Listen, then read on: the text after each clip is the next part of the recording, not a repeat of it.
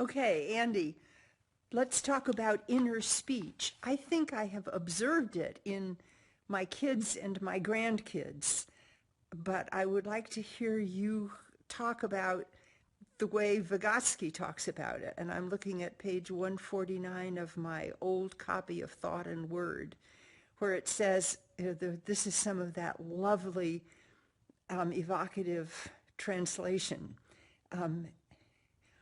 But while in external speech thought is embodied in words, in inner speech words die as they bring forth thought. What's that about? Thank you for that question, Helena. I've been thinking a lot about inner voice last couple of weeks because I've been attending training in conflict resolution and meeting facilitation, and a lot of that is about internal voices. And I've been asking my friends about their internal voices and so on as well. So it's really timely. Now, I found the passage that you quote on page 280 of my edition of the volume 1 of the collected works. The words are much the same there, but I'll put it on the screen so that people can have a browse of it. The first thing to say about this is Vygotsky is talking in the developmental frame, right? Not exactly talking about like words going in and dying. He's talking about speech in its various forms, from external to internal and so on, dying as a developmental phase. Right? So what he means is that he's talking about the development of the intellect, that is to say, the capacity to operate and think in terms of concepts. Now, concepts are pure meaning. When we're thinking, trying to work out what we're going to do for the day, working through a problem, assessing someone that's maybe talking to us or whatever it is, we're generally speaking thinking in concepts, in pure meanings.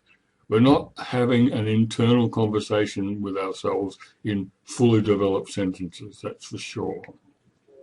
Right? Pure meaning. So by meaning, remember, meaning is an active relation of yourself to outside problems or objects. Right? So what do I mean by that? What's your intention? What are you getting at? What action is implied in your stance? Right? Concepts are pure meaning. A single concept may be many different meanings for many different contexts. Right? So thinking is not speech, not a monologue. Right? The brilliance of Vygotsky is how he understands this mysterious dark realm by approaching it in a developmental sense. So he traces the emergence of what he calls verbal thought, because he's taking it for granted, like the ancients before him, that the intellect is something to do with speech. So he traces the development of thinking and speech from the earliest phases of their appearance, separate appearance in a child, through the child using external speech to control their own activity, to that external speech becoming quiet, silent, internal, until it disappears entirely into pure meaning, and you have human beings that operate without talking to themselves. Now, the brilliant thing that you've drawn my attention to is how he says that there are two stable realms. On one side, you've got pure thought, pure concepts, meaning. On the other side, you've got spoken words, one after the other. Both of them are stable, well-established levels or planes of activity. But in between, both in the developmental sense of this brief passage in the child's development, but also in our own day-to-day activity, there is this unstable, so dynamic, unstable, fluid phenomenon that appears momentarily between the more clearly formed and stable poles of verbal thinking, word and thought, speech and thinking. And that's, in fact, what you find with people.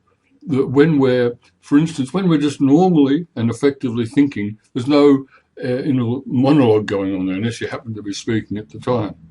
But when you come across a problem, your consciousness pops into conscious awareness, and like a critical voice that you may have heard sometimes, someone saying, like Michael Cole giving me an advice about some matter, or my partner who picks me up on this or that, or a discovery I made to myself some time ago, and I hear myself mentioning this.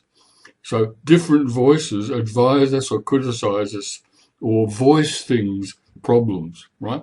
So, but this is this very fluid, unstable thing. It's not thought itself, it's not speech, but it lies on the surface in between them, this unstable, fluid plane. And this plane appears in the process of development, but it dies away. It begins as a definite phase of development as external speech becomes silent speech, and it disappears developmentally into intelligence, the intellect. But remnants of it continue around right into adult life. That's the wonderful thing about it. Okay, thank you for that, Helena.